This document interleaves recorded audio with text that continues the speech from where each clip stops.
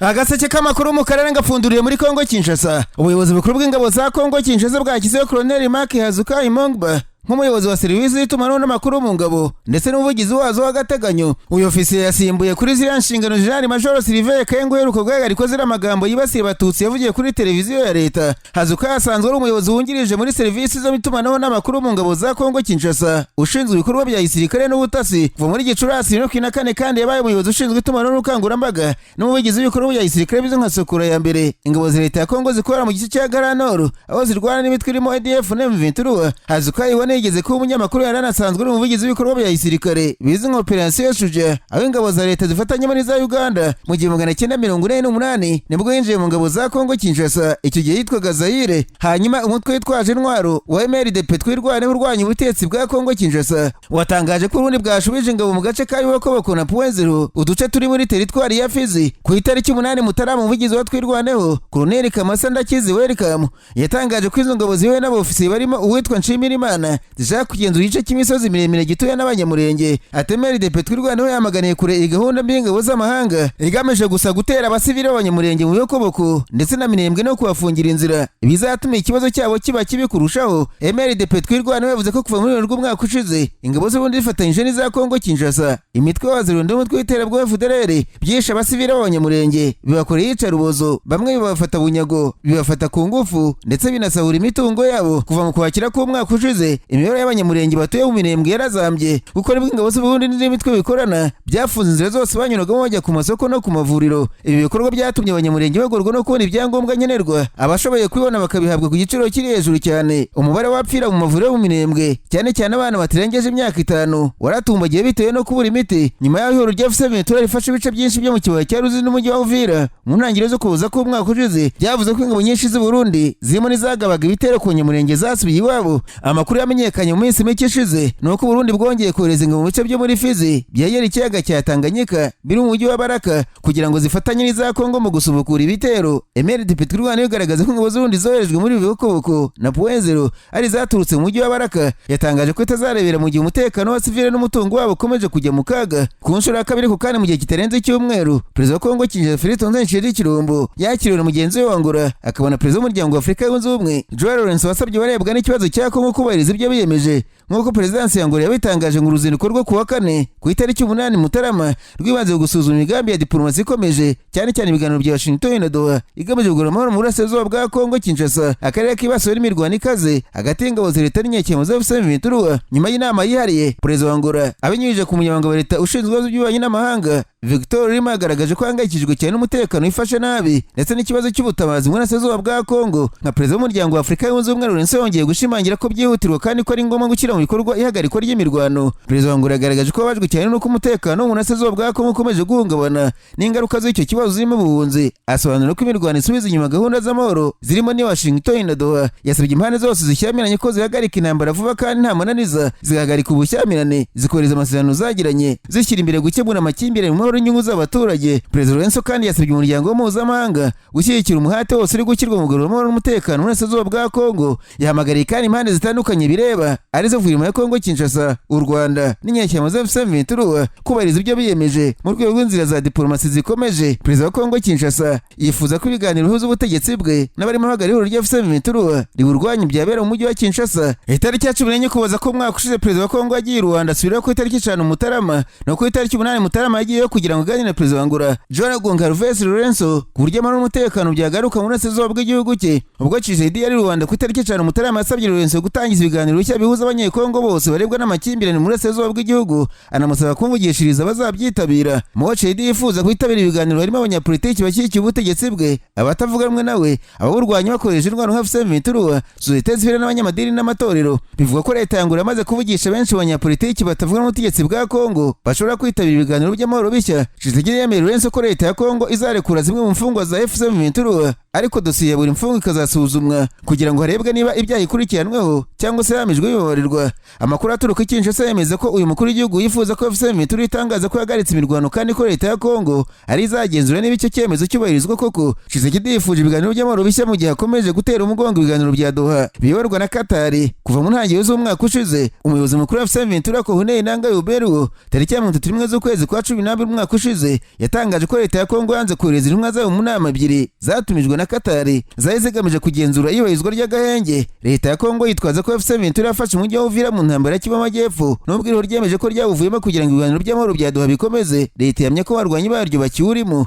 Icyakora umuvugizi w'abarwanyi b'urya M23 Lieutenant Colonel Wiringoma yatangaje ko bazafata perezida wa Kongo Kinshasa Tshisekedi Kirombo bakamugeza mu rukiko. Lieutenant Colonel Ngoma yatanze ubutumwa bw'ubuyobozi bukuru bwa M23 bwasezeraga mu kibohero abasivili 22 muri santere ya Masisi mu ntara y'Kivu y'Amajyaruguru bishwe na drone z'ingabo za leta ya Kongo tariki 2 Mutarama uyu mwaka. Ubwo uyu muhango waberaga i Goma wari urangiye, Lieutenant Colonel Wiringoma yavuze atazabyishyura byanze bikunze si kera muzamubona azajya mu rukiko kubera ibi bintu tuzamufata azajya mu rukiko. Umuyobozi mukuru wa M23 Colonel Inanga yatangaje ko ubutegetsi bwa Kongo bukomeje kwica abaturage bigaragara ko butazi gutandukanya uwo bwita umwanzi n'abasivile. Ati ububasha bwa politiki bw'ikinyoma leta ya Kinshasa yihaye ntiwiha uburenganzira bwo kwica abaturage, nta matora, nta kwemerwa n'amahanga, nta ntero yo gukunda igihugu yayishingira ubwicanyi bukorerwa abasivile. Nanga yahumurije abaturage bo mu bice bigenzurwa M23 abiziza ko barwanya ibiro bazakomeza kubungabunga umutekano wabo mu bwitange busanganwe. Naho minisitiri ushinzwe ingengo y'imari muri Kongo Kinshasa Adolphe Muzito yagaragaje ko nubwo ubutabera bw'iki gihugu bwakatiye Kabila Kabanga igihano cy'urupfu watamufata nk'umwanzi w'igihugu. Kabila wabaye perezida wa Kongo mu myaka 18. Muzito yakoranye nawe igihe kirekire ko yabaye minisitiri w'ingengo y'imari, minisitiri w'intebe w'iki gihugu mu gihe cy'ubutegetsi bwe. Umubano wa Kabila na Perezida Tshisekedi warazambye umunyapolitiki wungira muri Afurika y'Epfo muri za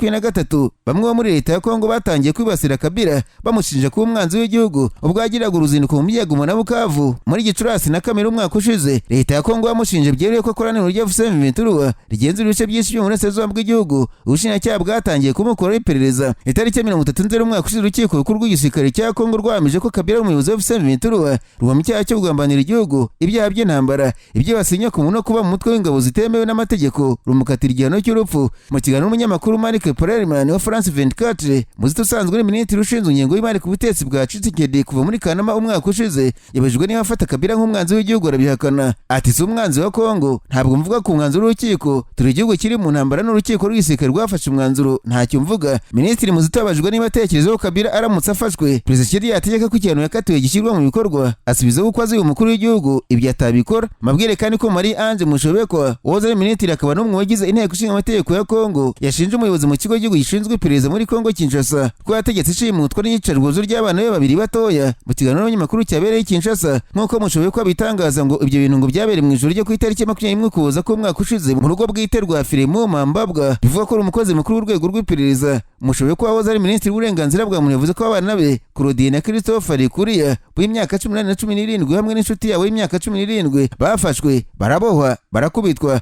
kandi bakorerwa iyicarubozo na polisi n'abasirikare 7 bakorerwa ibyo bitegetswe n'uyu mukozi w'urwego rw'ubutasi. Marie Ange Mushobekwa yavuze ati icyemezo kidahwitse cy'ubugome kandi butagereranwa cyafashwe hanze y'amategeko yose. Yavuze ko abana be bakubiswe kugeza bataye ubwenge kandi bagifite ingaruka ku mubiri, hari ibikomere bigaragara, kwicara bigoye kandi umwe muri bo akaba aramugajwe ukuboko kw'iburyo. Yavuze kandi ko banagize ihungabana ryo mu mutwe. Marie Ange Mushobekwa yamaganye icyo yise gukoresha nabi ububasha bwa muntu n'ikibazo cya leta. Yemeza ko kuba nta bihano by'ubuyobozi cyangwa se by'ubucamanza nyuma y'ibyumweru 3 bibaye byabazwa abayobozi babifitiye ububasha, cyane cyane Minisiteri y'Ubutegetsi bw'igihugu na Minisiteri y'Ubutabera. Yacimangiye ko dosiye yafunguwe ariko ko iperereza rigenda bigura intege. Yibutsa ko itegeko nshinga rya Kongo n'amasezerano mpuzamahanga abuze iyicarubozo mu bihe byose harimo no mu gihe cy'amakimbirane. Marie Ange Mushobekwa yasabye ko haba ubutabera buboneye kandi ubushinjacyaha bwa gisirikare bukabigiramo uruhare. Mu gihe yavuze ko akomeje kugirira icyizere ubutabera bwa Kongo, yamagariye abategetsi gufata inshingano zabo. Ati iki ntabwo ari ikibazo cya politiki, ni ikizamini cy'imyitwarire kuri leta. Marie Ange Mushobekwa uzwi ku izina ry'umugabo Rikuriya ni umunyamakurukazi waje guhinduka umunyapolitiki wavutse tariki ya 19 Ukuboza 1973 Bukavu mu ntara y'Amajyepfo. Yabaye minisitiri w'uburenganzira bwa muntu kuva 2016 kugeza 2019 ku butegetsi bwa Kabila ndetse abaminisitiri w'itumanaho n'umuvugizi wa guverinoma ya Kongo nyuma y'itorwa ritavuzweho rumwe rya perezida Félix Tshisekedi Chilombo ku itariki ya 9 Nzeri 2019 nyuma y'ishyirwaho rya guverinoma y'Irunga umwanya wa minisitiri w'uburenganzira bwa muntu washyizwemo André Rite bavuga ko anyuzwe n'akazi yakoze ndetse asigira umwanya wa minisitiri w'itumanaho Joino Karere mushoboye ko waje gutsindwa amatora y'abadepite mu kuza kwa 2018 muri teritwari ya Kabare muri Kivu y'Amajyepfo ntibyamuje gukora manda nk'umudepite ku rwego rw'igihugu nyuma yo gutorwa rya Faustin Kaningu riteje agaciro muri Gicurasi umwaka wakurikiyeho. Iki cyemezo cy'akanama gashinzwe kurengera itegeko nshinga cyateje imyigaragambyo muri Kabare mushoboye ko yise imyigaragambyo y'urubyiruko rwishwe n'ibiyobyabwenge. Uyoboza umuyoboke w'ishyaka UDPS riri ku butegetsi muri Mutarama muri 2021 yagiye ku ruhande rutavuga n'umutegetsi ishyaka rye Mouvement pour la Cohésion Nationale rijya mu FCC rya Joseph Kabila. Nararanganije amaso y'inyamakuru byandikirwa muri Uganda abanyamakuru bakiza amakaramu ku mapuro barandika manazwa kandida perezida cyangwa Libertarias Bobi Wine yatangaje ko igihe cyose amatora azaba mu cyo n'ubwisanzure zemera ibyayavuyemo yaba yatsinze cyangwa se yatsinzwe. Mu kiganiro na BBC cyagura Mati Center uzi nka Bobi Wine yavuze ko basaba ubutegetsi bwa Kampala kutazavanaho internet mu gihugu abantu bakazakurikirana uko ibintu bigenda yaba yatsinze cyangwa se yatsinzwe. Hagati y'urwego rushinzwe itumanaho rwa Uganda rwasabye abanyamakuru kuzikana ko komisiyo y'amatora yonyine yemerewe gutangaza ibyavuye mu matora atari ibinyamakuru n'abanyamakuru babikora. Aya matora ahanganije perezida Museveni na Cyaguranye azaba tariki ya 15 ku kwezi kwa mbere no kuvuga kwa kane mu cyumweru gitaha. Uyu munyapolitiki wamaye mu muziki yasabye perezida Museveni no kuzakora nko yatsindwa amatora akamanika amaboko akemera ubushake bw'abaturage. Aya matora nubwo havugwa cyane Museveni na Bobi Wine anganije abakandida 8 b'abagabo bashaka intebe ya perezida wa Uganda. Ibinyamakuru bya Uganda byanditse ko umukandida utarenze amaso n'andi ari amafabi yo mu ishyaka FDC nayo ngo ataragafuka imvugo rimwe. Aya matora ntazagaragaramo Dr. Kiza Besigye uhatanye kane kose atsindwa kuko bafungiye ibyaha birimo kugambanira igihugu. Kuwa kane muri Uganda banatora abadepite bazajya mu nteko ishinga amategeko nubwo ku mwanya wa perezida amahirwe menshi ajya kuri perezida Museveni umaze imyaka 40 ku butegetsi uyamaza mu ntera ivuga kurinda ibyagezweho mu nteko ishinga amategeko ishyaka NUP rya Cyaguranye naryo rirahabwa amahirwe yo kuzabona abadepite benshi ukurikije abantu baza kumva imigabo n'imigambi kandi ubona ko biba bigoye. Bamwe babona ko perezida Museveni uri mu myaka 80 yaba ari gushaka manda ya nyuma ishobora gusiga ubutegetsi umuhungu Jean Muzikene Rugaba usanzwe uri umugaba mukuru w'ingabo za Uganda akaba umujyanama wihariye wase mu gisirikare ndetse ubona ko afite imbaraga zose kurusha buri wese muri iki gihugu cyo mu majyaruguru y'u Rwanda. Icyakora ishyaka NRM rihakana ko haba hari umugambi wo kuzaha General Muhuza ubutegetsi nyuma ya se perezida Museveni. Ishyaka NUP rivuga ko riburabuzwa muri iki gihe ndetse abantu baryo barimo abayobozi barenga 500 kuri ubu barafunzwe. Gituma Rusake uvugira polisi ya Uganda avuga ko dahakana ko abantu bafunzwe ariko bafungwa kubera ibyaha nta uzira ibikorwa bya politiki. Amashyaka yose muri ibi bikorwa byo kwiyamamaza bigana ku musozo ayakoresha amagambo ashitura urubyiruko cyane ko rugize 70% by'abaturage bose ba Uganda. Agaseke k'amakuru mu karere ngapfunikire muri Tanzania abanyamakuru bakoze ba muri no barandika manitswe amasade ya leta zimwe za Amerika muri Tanzania yatangaje ko guhera ku itariki ya 2 Mutarama uyu mwaka yahagaritse mu buryo bw'agateganyo gutanga zimwe muri viza ku banyatanzania hashingiye ku cyemezo cya President Trump nimero yacyo yo mu 1998. Itangazo ry'ambasade ryagizwe hanze ku itariki 8 Mutarama rigaragaza ko Amerika yahagaritse gutanga zimwe muri viza ku baturage ba Tanzania. Rigira riti dushimiye ku cyemezo cya President nimero 1998 guhera tariki ya 2 Mutarama leta zimwe za Amerika zahagaritse gutanga zimwe muri viza ku baturage ba Tanzania. Viza zahagaritswe zirimo izabwaga abanyatanzania bajyaga muri Amerika muri gahunda zo gusura abantu kwivuza no mu kerarugendo n'izindi zo kuba mu iki gihugu mu gihe kitarenze amezi 6. Amerika yahagaritse kandi gutanga viza zihabwa abanyatanzania bajyaho by'igihe gito nko kwitabira inama kujya kuganira ku masezerano y'akazi n'ibindi bikorwa nk'ibyo. Yahagaritse nanone viza zahabwaga abanyeshuri n'abandi bajyaho mu mahugurwa atandukanye y'amasomo ndetse na viza zihabwa y'umukiraga muri Amerika bavuye muri Tanzania. Abanyatanzania bazakomeza guhabwa viza zijya muri Amerika n'abafite green card abajya kwitabira ibikorwa bya siporo nk'amarushanwa mpuzamahanga abafite ubwenegihugu bw'ibihugu byombi ndetse n'abanyatanzania bashobora kuba bakora mu nzego z'ubuyobozi muri Amerika. Ambasade ya Amerika muri Tanzania yagaragaje ko viza zatanzwe imbere ya tariki ya 2 Mutarama uyu mwaka isaa 6:01 z'amanywa zigifite agaciro. Inongeraho ko abaturage ba Tanzania bazakomeza gusaba viza bazajya basuzumwa hakurikijwe itegeko rishya. Icyemezo cya perezida wa Amerika nimero 1998 cyatangiye kubarizwa ku itariki ya 2 Mutarama kikaba gikuyemo urutonde rw'ibihugu bigera kuri 39. Amerika ivuga ko yahagaritse guha viza ivuga ko itizeye uburyo bahabwamo ibyangombwa. Amerika igaragaza ko hari ibihugu bidafite uburyo bwizewe bwo kubika no kugenzura amakuru irangamimerere bigatuma mu itangwa rya viza hashobora kwinjiramo abantu Amerika ifata nk'abashobora guteza ibyago ku mutekano wayo. Kubera ko kandi muri ibyo bihugu nta buryo bwo gusangira amakuru na Amerika kubasaba viza buhari, Amerika ivuga ko ariyo mpamvu yafashe icyemezo cyo guhagarika kuzitanga by'agateganyo. Amerika kandi yakajije ibisabwa mu gusaba viza zijyayo birimo no kugenzura ibyo ibyo uyisaba yashyize ku nkoranyambaga mu bihe byashize ndetse no kongera gusuzumwa zimwe mu zari zaratanzwe mbere. Buri mezi 6 Amerika ivuga ko izagenzura niba ibihugu byashyizwe kuri urwo rutonde byayohereje ibisabwa birimo gusangira amakuru nayo, bityo bikomorirwa kongera guhabwa viza. Urwo rutonde rushobora kwiyongera ruhana ibihugu byo muri Afurika birimo Tanzania, Afghanistan, Burkina Faso, Chad, Repubulika ya Kongo, Guinea Equatoriale, Eritrea, Haiti, Iran, Libya, Mali, Niger, Sierra Leone, Somalia, Yemen ndetse n'ibindi.